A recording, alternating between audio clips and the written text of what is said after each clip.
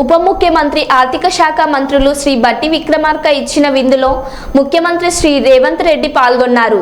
2024-25 ఆర్థిక సంవత్సరానికి శాసనసభలో బడ్జెట్ ప్రవేశపెట్టిన నేపథ్యంలో సాంప్రదాయకంగా మహాత్మా జ్యోతిరావు పూలే భవన్లో ప్రజాప్రతినిధులకు, ఉన్నతాధికారులకు డిప్యూటీ సీఎం గారు ఈ బడ్జెట్ విందును ఏర్పాటు చేశారు.